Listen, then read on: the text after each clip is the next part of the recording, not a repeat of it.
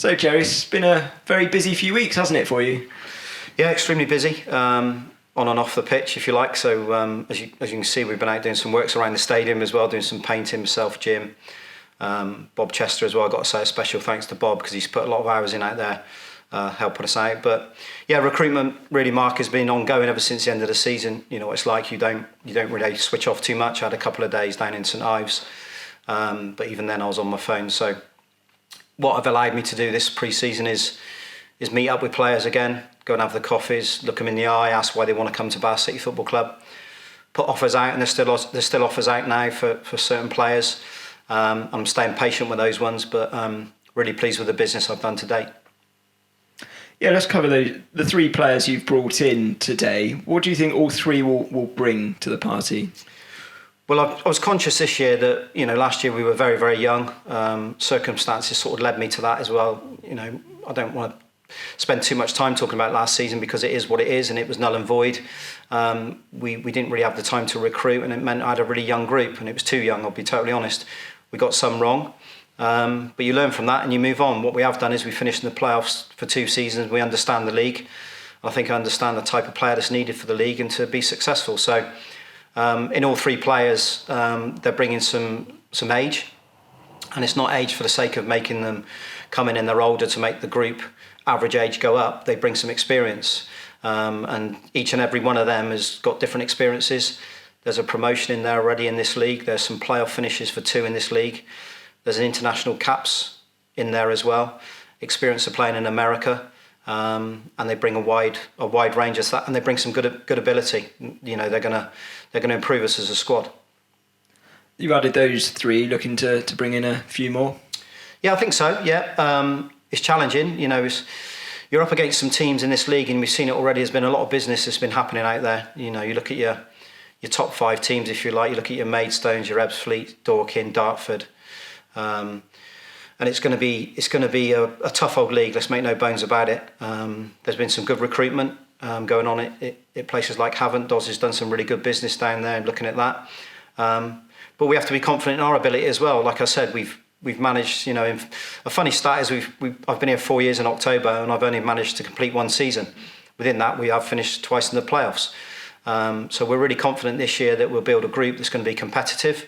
I want a group with a good team spirit. I want a group that's got some men in it, some more strength. I think we've all been looking for that in recent years to make the team a little bit physically stronger, and I think we've done it. We've had a bit of a change in the backroom staff as well. I read that Neil Moore, the goalkeeping coach, moved on after 1 season, but you brought in a replacement, haven't you? Yeah. Firstly, well done to Neil.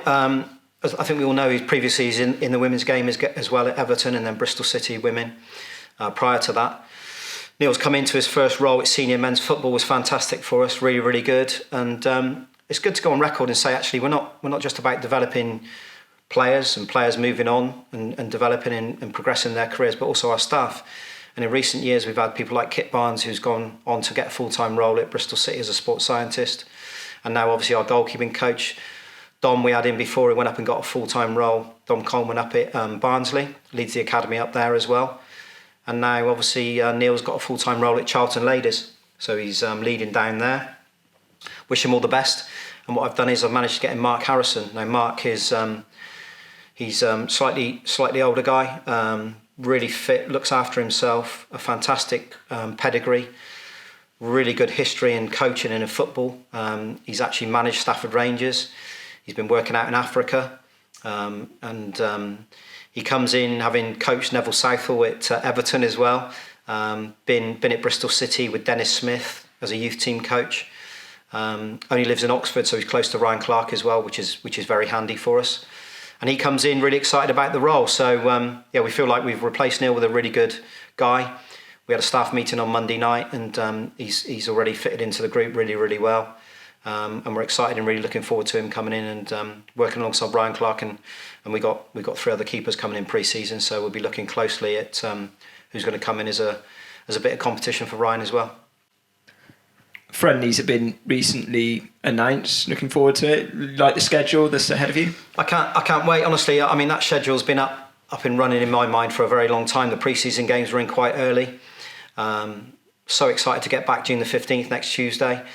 We've been in at SGS and arranged that. Ian Holt being there, who's running the centre now, has been fantastic towards us. SGS couldn't be more accommodating. Nick, who helps us out there as well, has been fantastic. So we got used to the 3G grass pitches. We'll have the gymnasium. We've got hydro pools, analysis suites. They've been really, really good as a partner towards us. And that's going to be our base now for pre-season. Obviously, we've got the 3-day camp up at the uni. We'll play Exeter City here on the Friday night as well as part of that 3-day camp. A good bonding 3 days, that is, invaluable to the team. Touch wood, but that can go ahead. And we feel like all the games have been really good. We've purposely done this Somerset tour with something me and Paul spoke about. It's given a little bit back to the local teams. As the biggest non-league club in the area, we felt that it was important we go and support these clubs, knowing that a lot of our fans will come along and watch those games as well. So going to the likes of Frome and Poulton. Unfortunately, the Keynsham one wasn't there. It's gone away, but Larkhall as well. Clevedon's our first one, so it's nice and handy for me, that one. But those games are bedding us in, but also helping out those clubs with the gate receipts, much needed gate receipts as well, and good challenges for us. And then, of course, we go into a really good showcase game here against Cardiff City. I'm really looking forward to that. That's about the football club, Mark. Of course, it's going to be a game in preparation for us to kick off the season, but it's quite early in our day. I want Mick McCarthy and Terry to come along and enjoy coming to a good football club. And we'll do things properly that day. There'll be some pitchside entertainment, something for the fans to enjoy coming back in. Be great for us to walk around and just clap the fans again and see some familiar faces and get that feel-good factor back in the stadium. And that's really getting me excited already thinking about it. And thereafter, of course, some tougher challenges. We got Gloucester City. We're going to Swansea 23s. They'll move that ball around, so we'll have to be defensively sound, and purposely got that one in. And then Hereford, which will be our last game, which will be the week before we start our season, which will be a real tough test down at their place, ready for the kick-off on August the 14th. So, we're so excited as a staff. The new players are here. Even seeing new players at the stadium's exciting me. And I can't wait to see everyone. I can't wait to see the fans. I have to say that I've missed them dearly. All of us have missed them. Last year just wasn't enjoyable whatsoever, and I haven't touched on it too much because I think that's gone.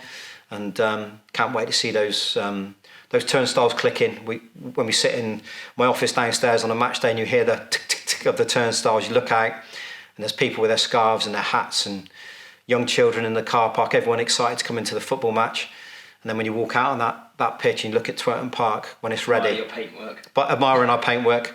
Hopefully if it's finished, we've done all the paints and coats then by then. But there's been so much good help going on with volunteers around the stadium. And by the time you all walk in, it'll look pristine. The pitch will look good as well. We've had some work done with the pitch. And everyone's really excited, so can't wait for kick-off. Got the sponsors draw coming up, which I know you're involved in as well. Yeah, I love to get involved in that. And this gives me a great opportunity to mention Bob again. Bob Chester, probably a bit of an unsung hero. As I said, there's a lot of people that do a lot of good work, but special mention to him. I think to date, he's got over 50 companies to buy into the shirt sponsor draw after the back of the pandemic. I think that just amazes me, honestly. The work he's done in and around the area of Bath is phenomenal. Thanks to all those companies, first and foremost. Thanks to Bob for doing all the hard work to get it off the ground and get it to such a good level. So on the evening, it's going to be very relaxed format. I'm going to come in, I'll do a short presentation on where we're at, a bit about us as a football club, maybe about some of the new signings as well. Two of the lads are going to come along and model the new kits, and a great opportunity for a networking opportunity for any business as well. As you know, we mention each company. Bob will say a few lines about them, give them an opportunity to talk about their company, and a lot of business has been had over that throughout previous years. And of course, looking forward to pulling it out of the hat, the lucky one who's going to be on the front of the shirt, and then obviously the back of the shirt, and then back of shorts. So it's a great night, it really is. Welcome anyone along who wants to go into that draw. If you haven't done already, it's a really good opportunity. Speak to Bob, speak to the club about it. But it's a great night and good opportunity to talk about football and business in one go. And thanks to every company that's involved in it.